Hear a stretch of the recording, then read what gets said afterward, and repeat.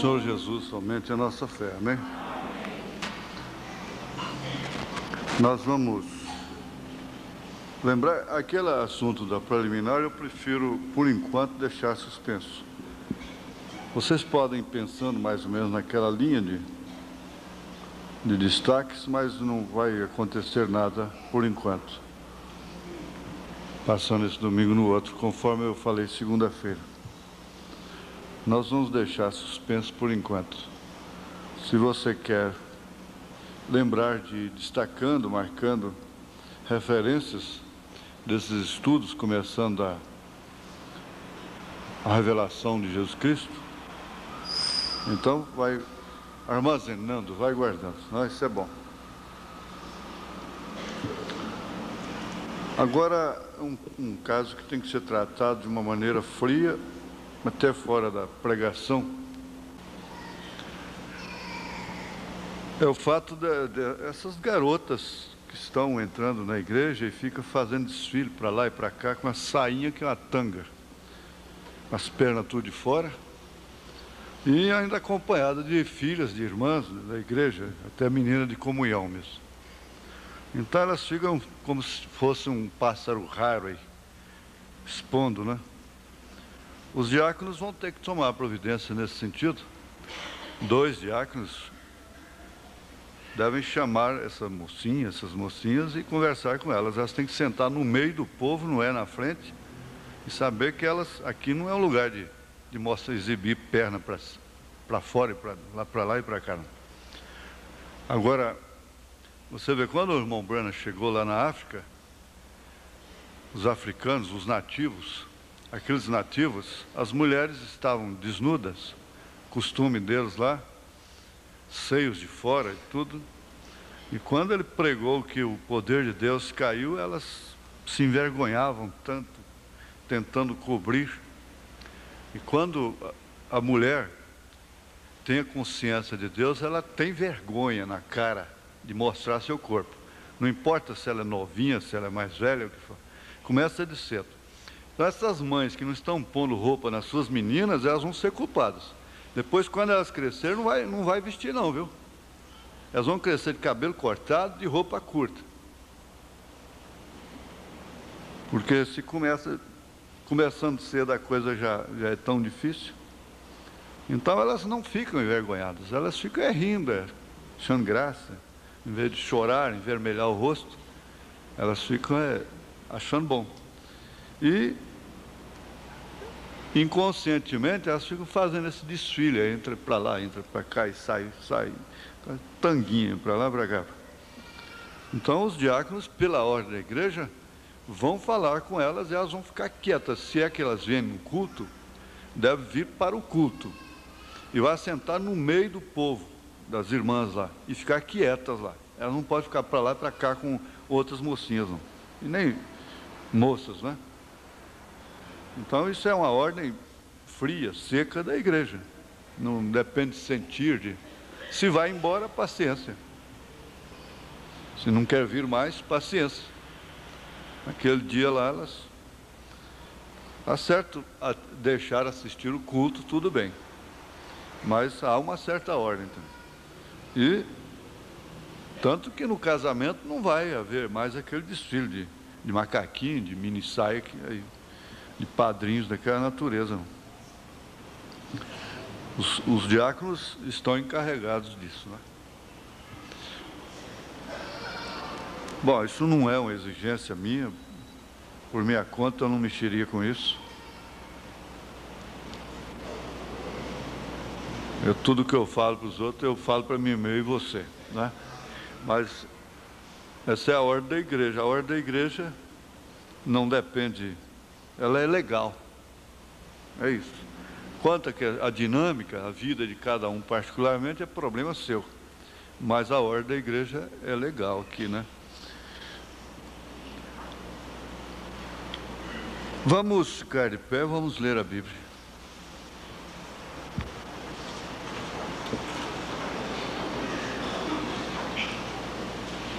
De forma que as vovós, as mamães, as titias, quando vai trazer sobrinha, neta para a igreja nessa condição, já tem que saber que o diácono vai vai pôr ordem nisso, né? Está demais, está passada a conta. É somente o primeiro versículo de São João, capítulo 14. Não se turbe o vosso coração. Credes em Deus, credes também em mim, disse Jesus, né? Senhor, nós te pedimos que a tua graça e o teu amor superabunde em nossos corações e que haja arrependimento, porque sem o qual não haverá perdão. Que nós possamos, antes de pedir perdão, nos arrepender. Isso é a coisa mais certa que existe. Porque muitas vezes nós estamos pedindo perdão, mas sem nenhum arrependimento. Que o Senhor nos ajude na saúde, na força, na virtude, em todos os sentidos que necessitamos como filhos do Senhor. Em nome de Jesus Cristo. Abençoa a tua palavra e vivifica em nossos corações. Amém. Assentai-vos. Eu quero ver um pouquinho com vocês sobre esse verbo turbar. Essa palavra turbar. Antes, nós vamos ver aí que relação isso teria com o desespero. O desespero. Começando, desespero quer dizer, em síntese, aflição extrema. Mas também quer dizer cólera, encolorizar-se. Porque, às vezes, a pessoa se põe nervosa, né? Está nervosa. E é interpretada como uma pessoa nervosa. Mas aquilo, na maioria dos casos, é um desespero. O pai e a mãe ficam nervosos dentro de casa, mas quer dizer, desesperados. E aquilo reflete como através de um sistema nervoso, através da própria ira, da cólera. E aquilo está acontecendo justamente contra um mal, contra filhas nuas dentro de casa, na rua, porque os pais sabem que aquilo significa inferno para elas, elas vão para o inferno se elas continuarem daquele jeito. E contra outras coisas que os pais sabem que estão levando o seu lar a pique, a desgraça, levando seus filhos à desgraça. Então, o que acontece? Ao desesperar-se, eles agem como pessoas nervosas. Não tem uma maneira de expressar o desespero a não ser nervoso, de uma maneira nervosa. Então a criança cai ali, machuca, fica desmaiada, vem um sistema nervoso entra em ação. A mãe fica nervosa. Então ela está nervosa, porque a filhinha machucou, o filho machucou, o marido, alguma coisa assim, põe a pessoa nervosa. Então, ser nervoso não quer dizer somente no sentido que é mau, perverso, bruto, animal. Um ministro chegou para o irmão Brana e disse: irmão Brana, eu sou muito nervoso. Isso quer dizer, qualquer coisa, os meus nervos ficam abalados. Hoje eu estava andando lá no horto, encontrei com um primo meu, irmão da irmã Anitta, um médico, e ele é mais velho do que eu, 3 anos, né? 3 anos. Mas ele está bem mais novo do que eu. Aí de lá eu fui até na casa dele, queria que eu tomasse café com ele, me levou, e aquela calma peculiar dele, desde criança, desde que eu conheço, nós fomos criados juntos, fomos de dormir numa cama só, viajar daqui para Trindade a pé, de bicicleta, para o Barreirão, lá para a fazenda, a pé. Minha mãe confiava muito nele. Eu falei para ele: mas você traía a confiança da minha mãe. Uma vez eu cheguei lá, tinha 3 dias que eu estava de cama de castigo, minha mãe me pegou fumando, e você chegou e pediu para ela deixar eu ir com você na roça lá, Zé Coqueiro. E minha mãe confiava muito em você e me tirou do castigo. Logo na saída da cidade nós compramos cigarro. Eu falei: é mesmo. Falei: pois é, você traiu a confiança da minha mãe, né? É. Mas eu estava olhando a calma dele, nunca mudou, é daquele jeito. Para comer, na hora de mastigar, mastiga uma vez, pensa, faz igual o índio, pensa 9 vezes para dar outra mastigada. Igual o Joaquim Rodrigues, né? Eu falei: com razão, você é mais velho que eu e está mais novo. Telefone lá da clínica, telefone, chama, ele vai no telefone. Eu já estou saindo, viu? Já estou saindo. Falei: Brenco, que hora que você tem que entrar lá no seu? Ele falou: 8 horas. Isso já era 9. Falei: desse jeito não envelhece mesmo, não, é? Desse jeito não envelhece. Não fica nervoso com menino, não fica nervoso com mulher, não fica nervoso com horário. Eu falei: rapaz, quando eu sei que uma pessoa está me esperando, eu engulo depressa, eu largo almoço para atender o telefone, o que é errado, né? É errado.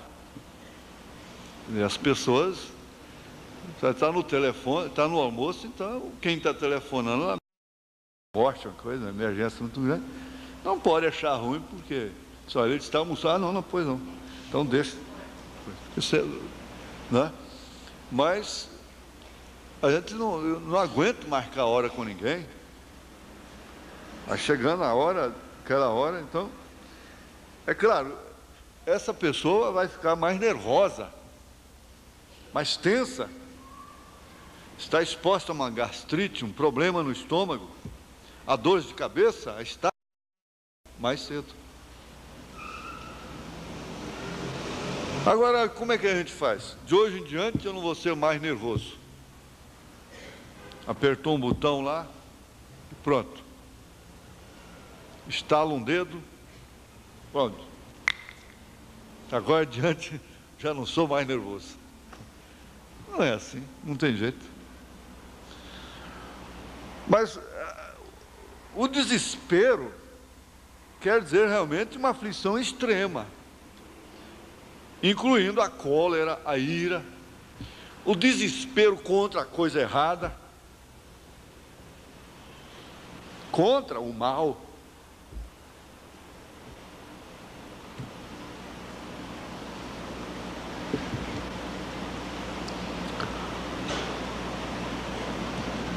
Agora, turbar, porque Jesus está dizendo aqui: não se turbe. Eu às vezes pergunto para a Bíblia, pergunto para mim mesmo, pergunto para o Senhor. Ele não pode estar fazendo pergunta para Deus, né? Você sabia disso, né? A pessoa que está perguntando muito não passa de sua interrogação. O irmão Branham perguntou uma vez para Deus e ele passou apertado com aquilo. Uma pessoa que quer sempre uma resposta, põe a mão na cintura e diz: eu quero saber por que você fez isso, por que você fez aquilo. Agora, quarta-feira passada, nós aprendemos aqui uma coisa que foi marcante aquilo. Foi na hora, a inspiração, né? Que aquele ministro se escandalizou com Deus, com a Bíblia, porque ele ungiu a mulher com óleo e ela morreu a si mesma, e a Bíblia diz que o enfermo será curado. Mas o que o Senhor nos trouxe aqui quarta-feira sobre isso foi profundo. Eu creio que vocês guardaram, não é? Falei: ele não sabia que ao recolhê-la, Deus estava cumprindo uma promessa muito maior do que a de curá-la.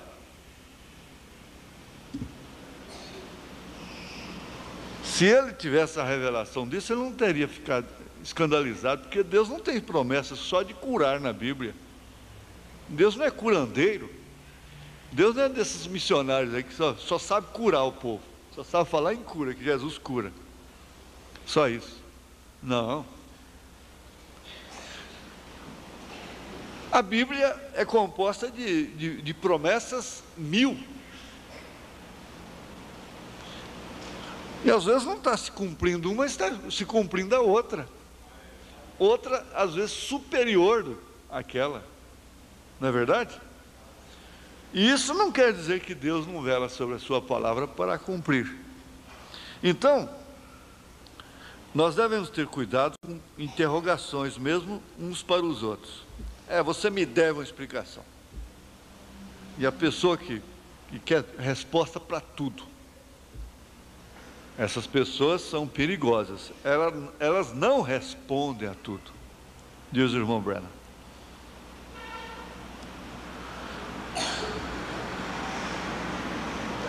Então esse perguntar aqui seria em que sentido? Que faremos, varões e irmãos? Mais ou menos assim, de Atos 2:37, né? Que faremos? Então perguntar aqui seria esse: Senhor Jesus, quando eu falo Senhor Jesus, me lembro sempre do saudoso irmão Josué, né? Ele não falava nunca Jesus Cristo, né? Ele falava Senhor Jesus, o Senhor Jesus Cristo. Sara chamou Abraão de Senhor, e a igreja fica o Cristo, o Jesus, né? Mas é o Senhor Jesus. O Senhor Jesus Cristo. Como é que a gente faz aqui? Quer dizer, não turbar o coração depende exclusivamente da gente. Se eu não quiser me turbar, eu vou conseguir? Isso aqui é um mandamento ou é uma recomendação? Para mim isso aqui é mais um consolo. Não se turbe, não se agite, porque, por sua vez, turbar, esse verbo aqui tem muitos significados, né? Turvar, o tempo está turvo, até mesmo resolver. Às vezes nós precisamos estudar o sentido das palavras, o que o irmão Brennan fazia não como regra, mas de vez em quando ele estava pegando o sentido de uma palavra, buscando até as raízes dela, lá no grego, né? No original, no hebraico. Agitar, aí entre parênteses, a ventania turba o mar, agita o mar, faz as águas ficarem agitadas, se levantarem em ondas, a ventania. Então, turbar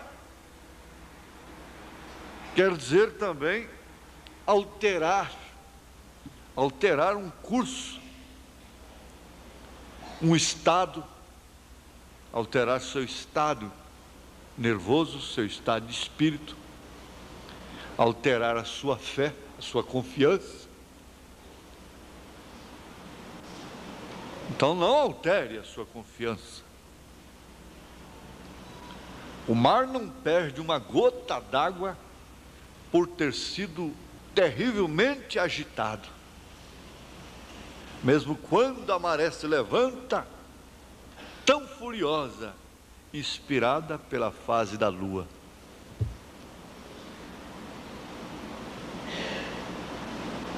Ficou agitado, levantou as suas ondas, uivou, mas continuou sendo o mar. Quando aquilo passou, eis lá toda a água, todo o seu conteúdo.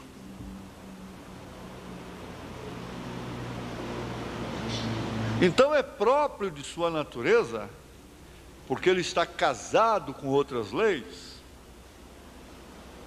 até mesmo com a influência da lua.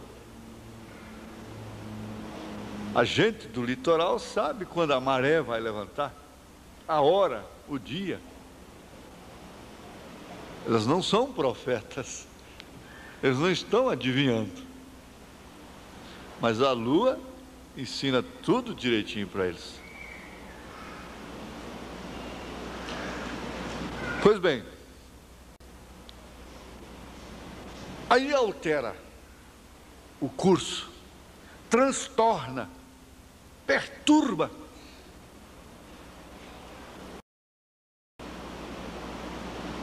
E a pessoa perturbada, sem dúvida, vai sofrer de uma úlcera nervosa, uma gastrite. Ela vai realmente perturbar o seu sono, porque para ter boa saúde é preciso ter bom sono, o sono regular. Não se tem boa saúde, porque boa saúde é o quê? Trabalhar, ter ânimo para trabalhar, para se levantar, para agir, atender no posto seu dever, ânimo para sorrir, para chorar, para cantar, para alimentar, ter sono.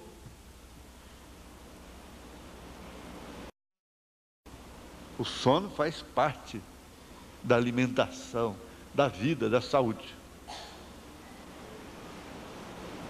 O sono é terapia, é descanso, é desligar. E às vezes dorme. Normalmente, quando se dorme de uma maneira perturbada. É um sono perturbado. Sobrecarregado, carregado de sonhos pesados, perturbados. Então a pessoa, mesmo dormindo, está em perturbação, está inquieta. Os vermes fazem com que o sono da criança seja perturbado. Por isso, seus pais devem sempre cuidar, para que seus filhos não sejam suas criancinhas inocentes, não sejam vítimas de tão grande mal encoberto. Porque não é apenas o seu belo sorriso, mostrando os belos dentinhos, e a sua esperteza, mexe aqui, mexe acolá, engatinha, e quer dizer saúde. Então é preciso olhar isso, acompanhar até o sono da criança. A criança está rolando para lá e para cá, e bate, e geme, e não para, e gesticula, e range os dentes. O que faz a mãe? O que faz o pai? Vai ao médico, o médico vai pedir exame, lá, ver se, verminosos, né? Logo dá o lombrigueiro. E a criança então passa a ter um sono descansado. Ela não tem dívida para pagar. Uma criança não tem dívida para pagar, não tem cheque predatário. O demônio de troca de carro não pegou ela. E de compra de terra e de casa e você sabe, da vida toda não pega uma criança. É só do desenho animado, demônio do desenho animado, demônio do brinquedo, e assim por diante. Mas é isso aí, inquieta, desassossegado. Certos encontros causam espantos. O encontro inesperado turbou profundamente, porque jamais pensava em encontrar tal pessoa vivendo tal circunstância. Então aquilo foi um choque e turbou profundamente.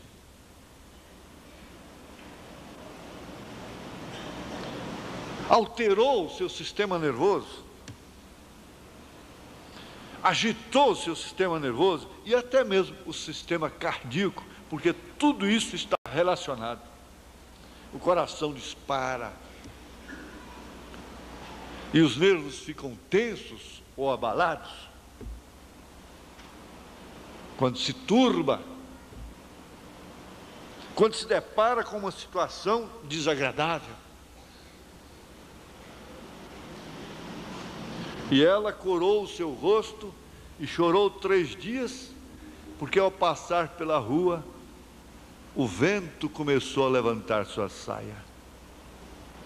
Isso falando em poesia, esse poeta estava falando de mais de 15 anos atrás.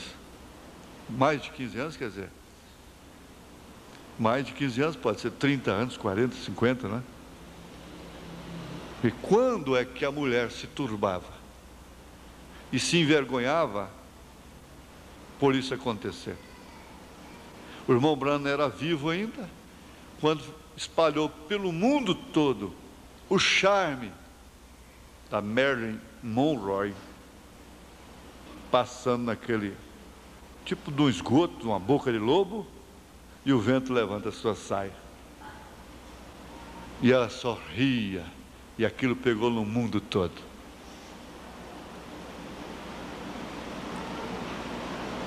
O que mais poderia turbar uma mulher? Uma mocinha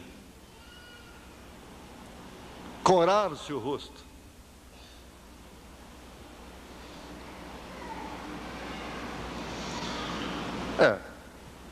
Aquilo turbou-a profundamente. Quando o Espírito Santo caiu lá na África, naquelas mulheres nativas, elas ficaram turbadas com o estado que elas estavam, estado nativo, e que não era uma concupiscência. Já havia mais respeito entre eles no casamento do que em todo o resto da sociedade que estava procurando civilizá-los. Mas elas se turbaram e seus corações dispararam, e elas queriam logo pôr roupa, cobrir os seus corpos.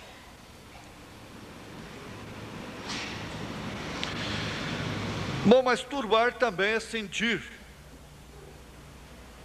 Nós vamos caminhar assim dentro do nosso tempo regular. Sentir grande emoção, comoção. Isso altera o sistema, altera o almoço, a digestão. Não é hora de sentir comoção. Não é hora de discutir problemas, a hora de alimentar.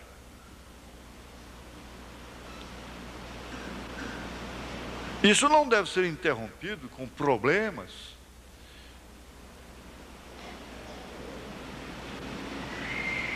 A menos que haja uma emergência, isso é outra coisa. Mas rotineiramente, a maneira mais correta de se alimentar é calado.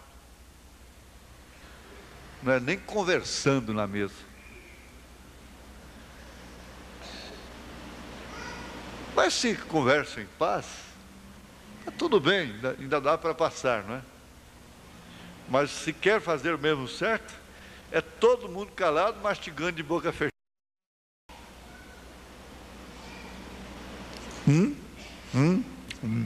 Não é? Não é hora de comoção, não é hora de abalar-se. Não. Você deve viver a cada momento aquilo que é para aquele momento. Aí é que dizem que a vida constitui-se de, é claro, momentos, como a imagem é de fagulhas. O próprio corpo é de células. Então a vida é composta de momentos. Desde a hora que foi concebido, então começa a contar momentos no ventre, momentos no berço, momentos na cama, momentos na mesa, momentos no carro, momentos no avião, momentos no mar, momentos na terra, no ar.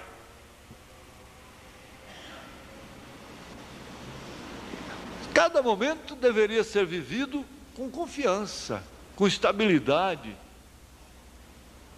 sem opressão.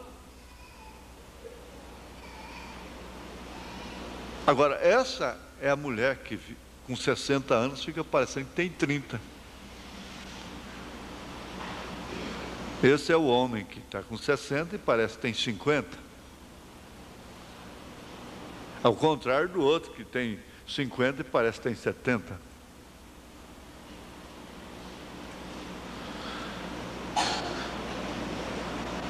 Agora,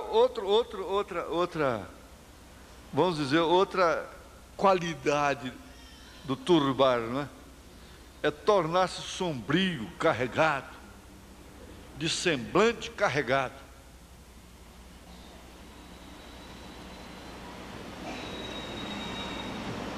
Você faz com que a atmosfera fique pesada quando você é sombria e de semblante carregado.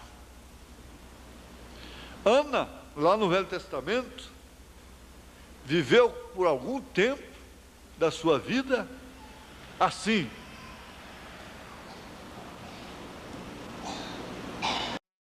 De uma maneira sombria, carregada. E diz a Bíblia que o seu semblante era pesado, carregado. Por quê? Assim que Eli falou a palavra de Deus para ela passou a comer e o seu semblante já não era mais aquele. Então, a essas alturas, nós voltamos a perguntar: está certo, a gente entende que esse não se turbe o vosso coração é uma palavra de consolação, de ânimo. Não se turbe. Porque, por outro lado, tem que haver desespero. O irmão Branham pregou essa mensagem com esse título, Desespero.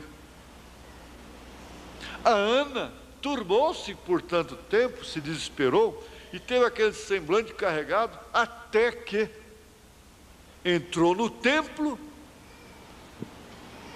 se humilhou, foi humilhada, se humilhou, expressou a sua humildade, e aquilo representava sua fé, sua confiança.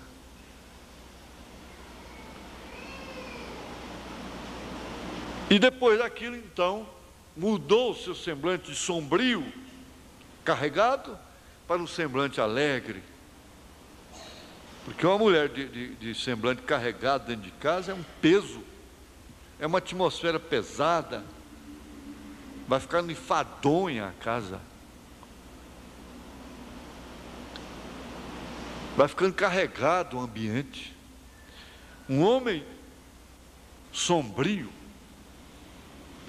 de semblante carregado dentro de casa, pega a atmosfera. Agora você diz: pois bem, mas se alguma coisa vai mal, Como podemos estar rindo, brincando, mostrando, tentando, manufaturando uma coisa que não é verdade? Às vezes, sim, isso cabe na vida do crente, está alegrando os outros, enriquecendo a muitos, como pobre enriquecendo a muitos. Paulo foi um homem assim, como pobre enriquecendo a muitos. Agora, quando se trata do ambiente sombrio, carregado, causado pelo pecado, pela transgressão, aí então é que o riso deveria ser trocado em lágrimas, o choro. Mas bem-aventurada é a mulher, bem-aventurado o homem, que não deixa mesmo até transparecer, para não entristecer a sua casa, aquilo que realmente está passando por dentro de si. Ele não gostaria que estivesse acontecendo isso com ela, ela não gostaria de saber que está acontecendo isso com ele. Isso é verdade?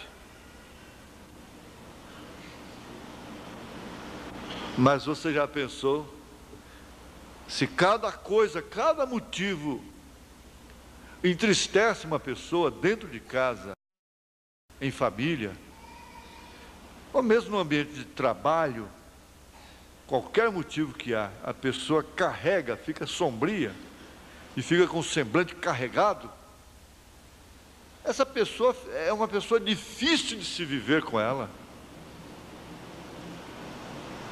Porque não se pode viver a dois. Nós não podemos viver sem a pluralidade.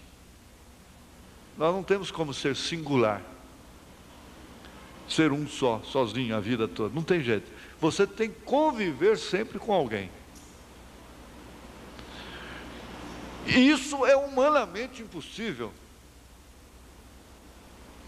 É que eu digo, coma comigo 1 quilo de sal. Talvez você não dê conta de comer nem 1 quilo.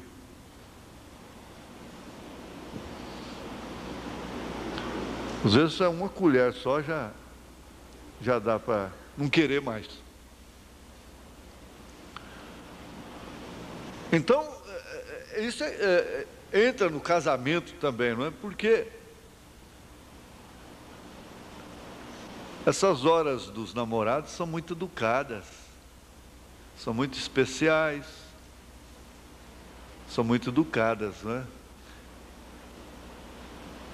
Tem muita, é só o sorriso, é só a educação.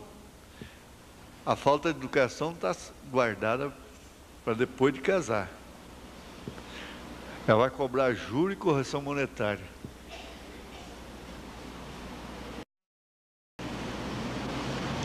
Então é isso que acontece. Não se pode viver a dois sem aborrecer um ao outro, sem contrariar um ao outro. E a cada instante que é difícil dizer não, é difícil aceitar um não, e todo não cai o semblante.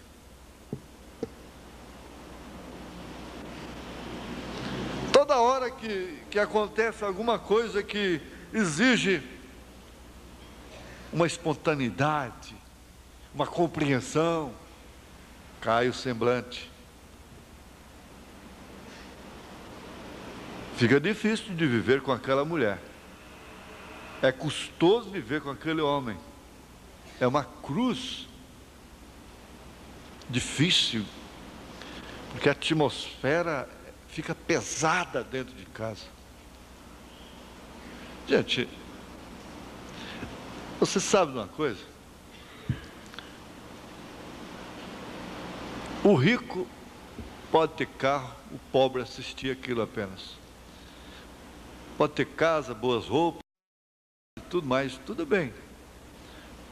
Mas só tem uma coisa que todo mundo, que o pobre pode ter até mais do que o rico, é amor.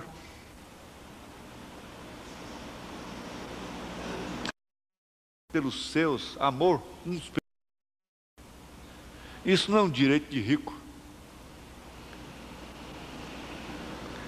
Todo mundo pode usufruir e dedicar amor. Todo mundo. Ninguém pode impedir você de amar e de ser amada, ser amado. O amor não conhece cor, barreiras.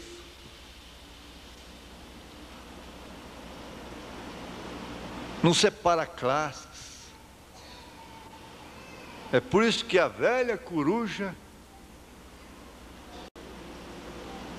conversando com o gavião, disse: para onde você vai? Ele disse: eu vou procurar uns filhotes aí para matar minha fome. Ela disse: ô compadre gavião, não coma meus filhotes, não os mate, não os devore. Mas como eu vou saber quais são eles? Ela disse: os mais bonitinhos que você encontrarem. Bom, eu te dou a palavra. Os filhotes mais bonitos que eu encontrar, eu não como, não mato, não como. Saiu voando por lá, comeu justamente os filhotes da coruja. Agora ela, de luto, triste, amargurada, turbada, pesada, chorando, disse para ele: você é um covarde, você não honra a sua palavra. Você me prometeu que não comeria meus filhotes. Ele disse: não, eu escolhi os mais feios, justamente para não atingir os seus filhotes. E você disse que eram os mais bonitos. Agora, eram os mais bonitos para ela. É questão de cor: azul, verde, vermelho, cor de carro, cor de casa, cor de roupa. O outro quer impor a cor para o outro. Cor é questão de gosto. Eu estou procurando um carro verde, o vendedor quer me tocar um carro preto. Não, espera aí, rapaz. Não, espera aí. Agora ele está querendo me dar a cor que ele gosta. Você chega lá no balcão, quer um pano vermelho, o vendedor, a vendedora quer que você leva um verde. Olha, esse aqui que é bonito. Ora, você é que vai dizer se é bonito e te agrada. Então o gosto está muito relacionado com o amor. E é fácil amar, é próprio, isso é como a água correr para baixo, isso é lei da gravidade. Amar a quem você gosta, aquilo que você gosta.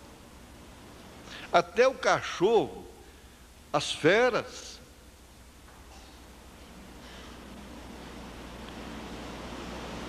reconhecem quando elas estão sendo amadas. Por isso que é muito cuidado com amar cachorro, né? Porque acaba ele te amando também.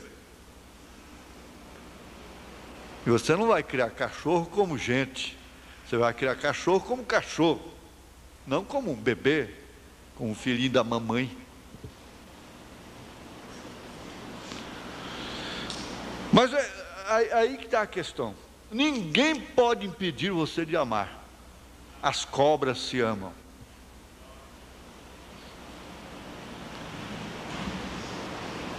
Ninguém pode impedir.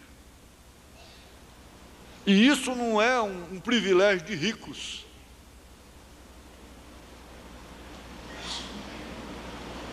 E o amor cuida, alimenta, é claro, a atmosfera.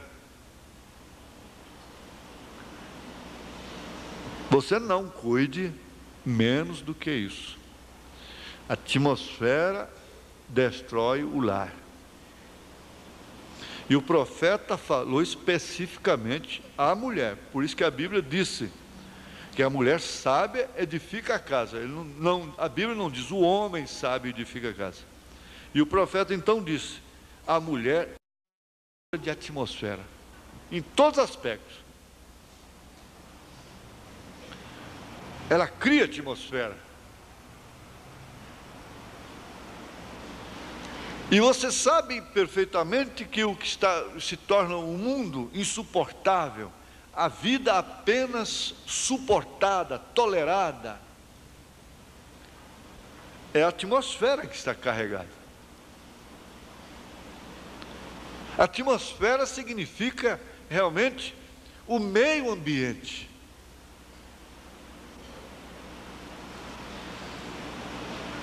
E ninguém pode viver fora do habitat, do meio ambiente próprio para viver.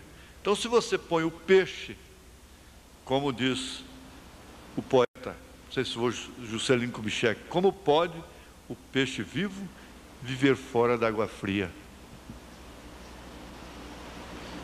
Se afunda você na água, você morre afogado. Mas tira o peixe da água, ele morre. Põe o peixe dentro da água, é o que ele quer. Mas a atmosfera da água também influi muito.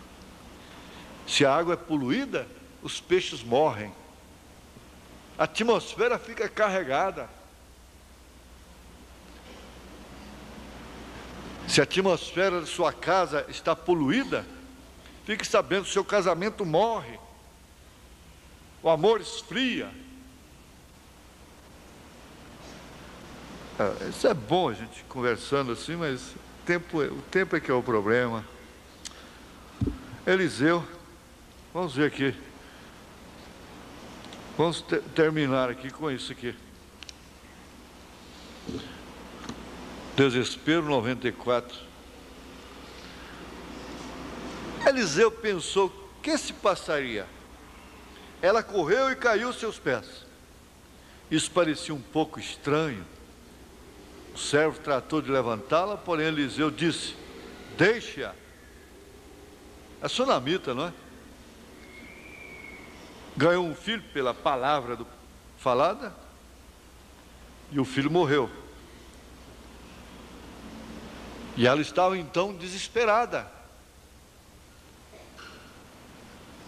Alterou tudo, porque o menino alterou todo o sistema de sua vida, começando pelo seu metabolismo por 9 meses.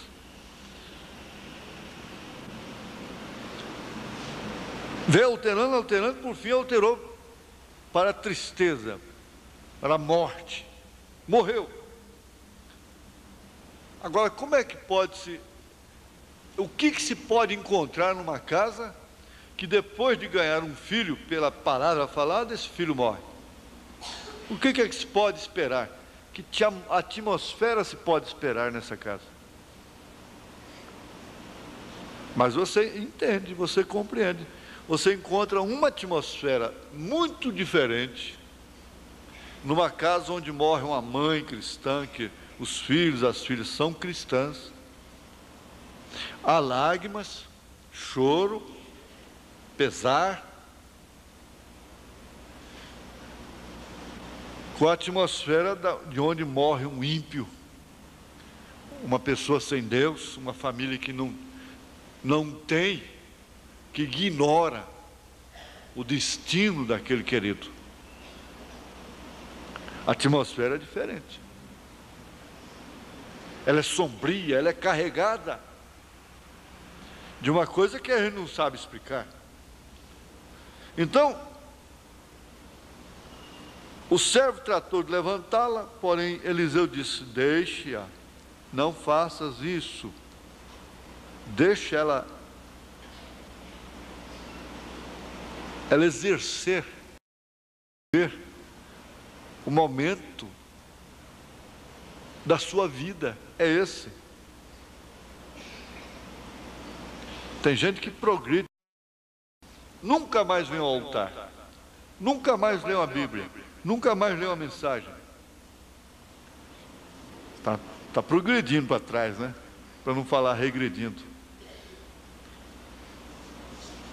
Já outros, alguém até que não quer que eles, aquelas pessoas, às vezes o marido não entende porque acorda de madrugada,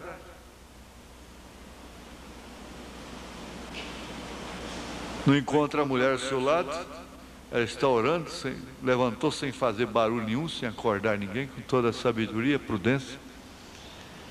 E ela está orando, percebe que está orando toda a madrugada, todos os dias, e fazendo determinados sacrifícios junto a Deus. Então ele já quer ajudá-la. Não é assim não, você tem que ter cuidado com a sua saúde, e coisa assim. Mas pode ser uma fase, preparando para qualquer coisa que ninguém sabe o que é. Então, o profeta disse: não faças isso, deixe ela. Algo está mal. Se algo não estivesse mal, ela não estaria aqui, nessa hora, ajoelhada. Ela estaria em casa brincando com o filho, não é? Trabalhando lá em casa.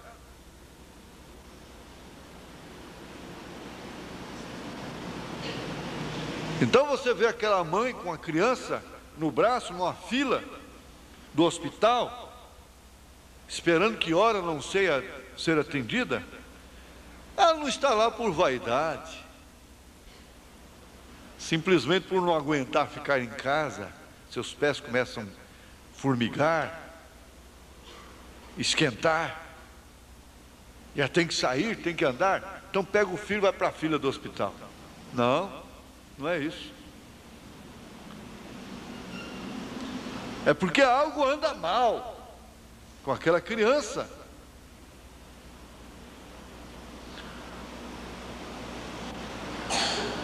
Por isso não se deve censurar a quem quer que seja, porque ela poderia ser censurada.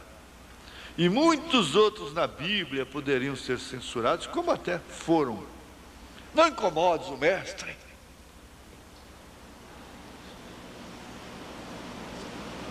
Algo está mal.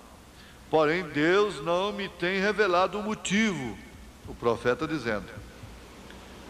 Aqui nós vamos tomar muito tempo com esse motivo aqui. Nós vamos deixar para outra ocasião. Então ela lhe declarou que o menino havia morrido. Ai, Carlos, pronto. Viu por que ela estava se humilhando? Viu por que ela saiu de casa? Então o profeta não sabia o que fazer.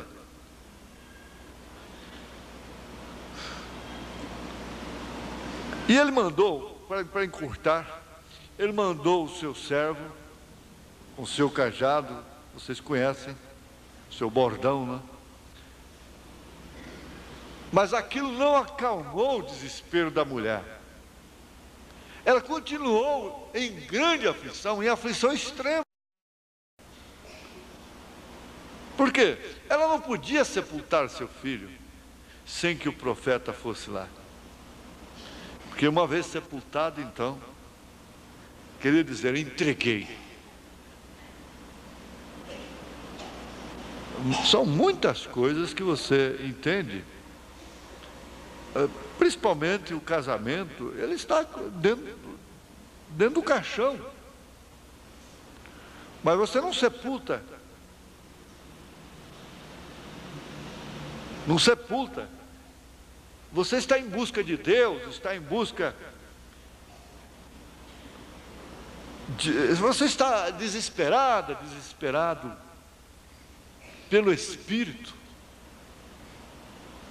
e não dá por entregue, então ela não sepultou a criança. Bem como muitos males a gente consegue até matar, mas depois não sepulta, aquilo é ressuscitado. Você consegue. Às vezes num culto você mata males que não é brincadeira, mas não sepulta. Fica com ele dentro de casa lá. Está morto, mas está dentro de casa.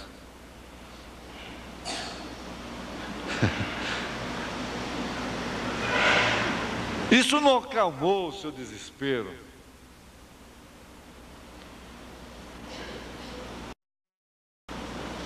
Mas eu quero chegar aqui, ó. Não há dúvida que o Espírito Santo disse: se Deus mora em ti, deita-te sobre o menino. Ele foi, ele próprio. Então ele foi e pôs suas mãos sobre as mãos do menino, seu nariz sobre o seu, e mesmo sua boca sobre a sua, e quando se deitou sobre ele, o menino espirrou 7 vezes. O desespero havia chegado ao seu fim. O menino voltou à vida, porque o desespero conduzia a mãe ao profeta, e igualmente conduziu o profeta ao menino. O desespero levou a mãe ao profeta, e igualmente levou o profeta ao filho.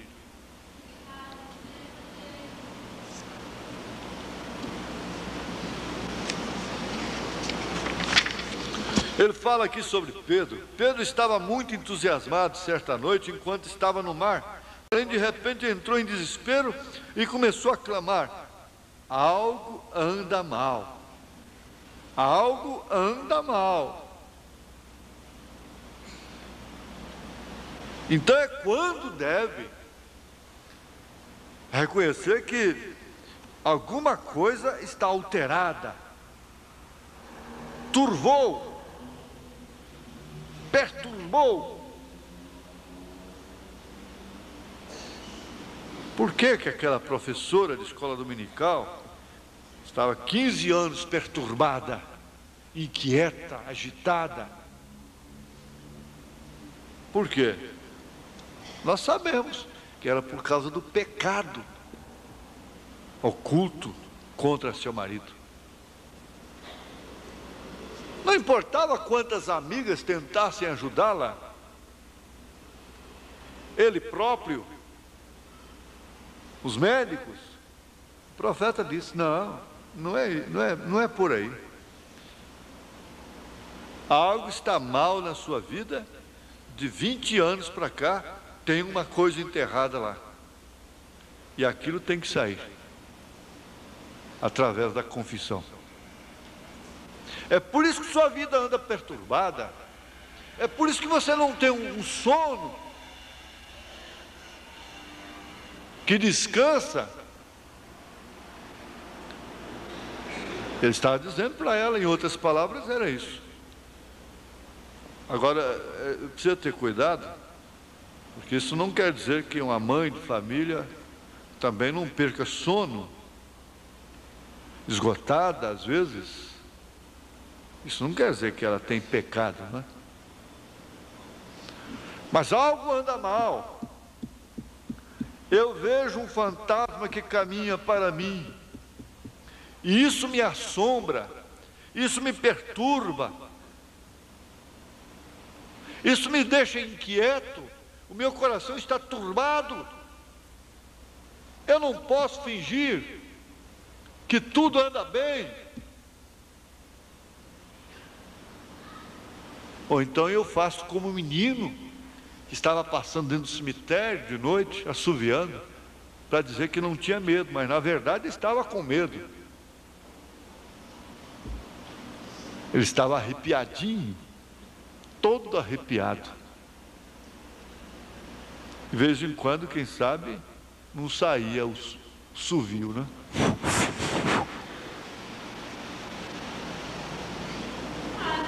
Então eu vejo um fantasma que caminha para mim. Agora, só que nesse caso aqui, veja, como isso é bom. Eu gosto muito da palestra. O Elias também gosta, não é? Por isso é que isso é bom. Veja, a coisa turbou o barco, mas quem que estava se aproximando? Quem? Era o próprio Senhor Jesus. Aí se cumpre aquilo que o irmão Brando disse: nem toda nuvem negra significa a desaprovação de Deus, e nem toda bonança deve deixar seu coração tranquilo, relaxado. É aqui no Benaco e eu estou com Tri lá. Eu sempre lembro dos irmãos, das irmãs que partiram, né? Então essa semana eu estou falando muito da irmã Balbina, na avó, da Maria Joaquina, que amanheceu morta, tabernáculo lá na Avenida Goiás, as amiguinhas da irmã Esmeraldina. Nossa, minha também, são minhas amigas. Então a irmã Balbina dizia assim: eu, no Benaco da Fé, Benaco, aí não falar tabernáculo, Benaco, aqui no Benaco, eu estou com Trila. O Zé Berto gostava muito dela. E aqui no Benaco eu estou com Trila. Tudo bem, mas Deus sabia o que ela estava passando, até que partiu, né? Veja, agora o barco estava a ponto de afundar-se. Como que eu posso, Senhor, num caso desse, não turbar o meu coração? Como eu posso passar por esse vale tão escuro que eu estou passando? Está certo que Davi disse no Salmo 23, e que minha avó me ensinou desde minha infânciazinha: ainda que eu andasse pelo vale da sombra da morte, não temeria mal algum, porque tu estás comigo.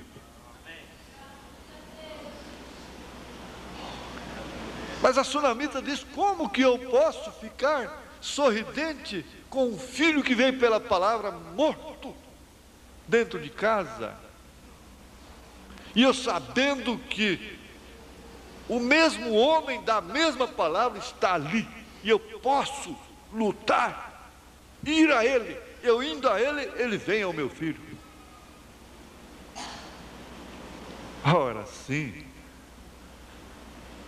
a coisa estava em tempo de afundar. E eu disse numa mensagem no rádio: você já pensou? A Bíblia seria encerrada ali.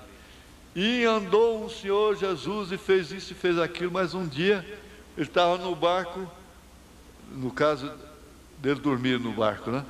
Ele estava dormindo com os seus discípulos no barco, veio uma tempestade, afundou, ele morreu, pronto, acabou.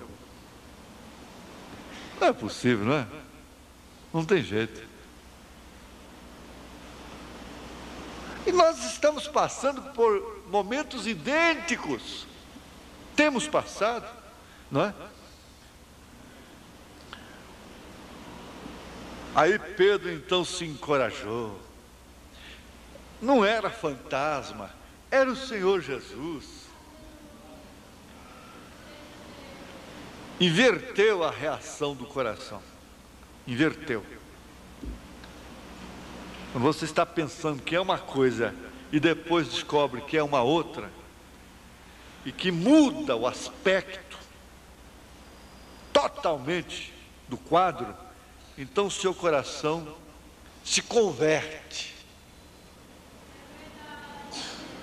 Ele se comove de alegria quando estava de tensão, nervoso, agitado. Agora ele se comove de alegria, porque não era aquilo que você estava pensando.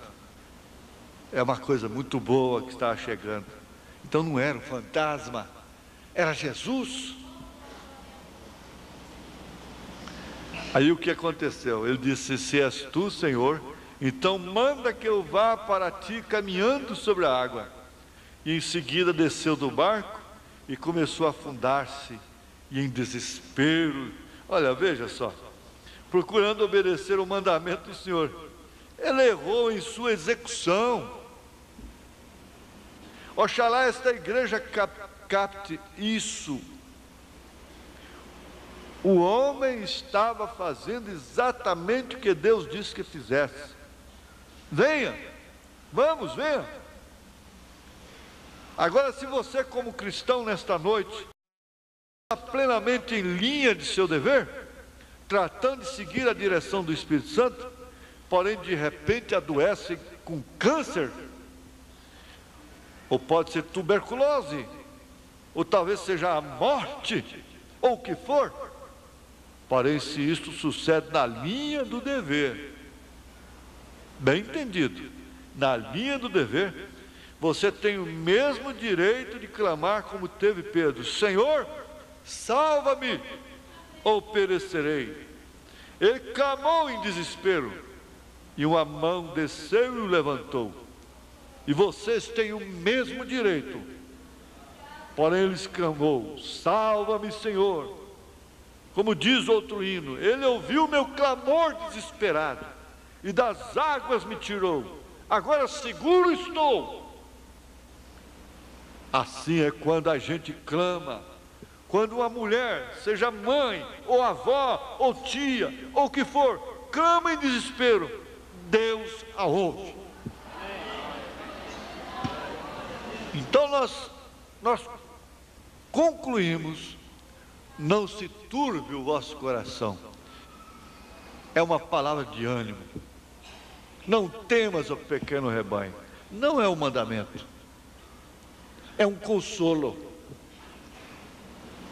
O profeta disse que isso é como uma mãe que vai apagar a luz e avisa para seu filhinho: filhinho, a mamãe vai apagar a luz, mas você não tenha medo, porque a mamãe está aqui com você.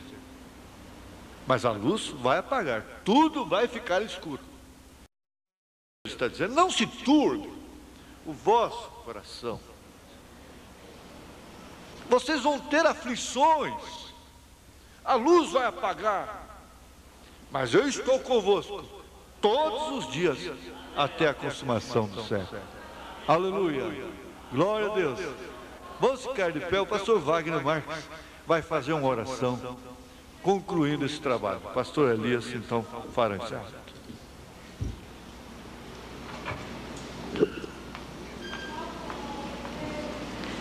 Senhor Deus, nós te agradecemos pela palavra que ouvimos nesta noite, ó Pai, por essas tão grandes pepitas, ó Pai, da tua palavra, Senhor.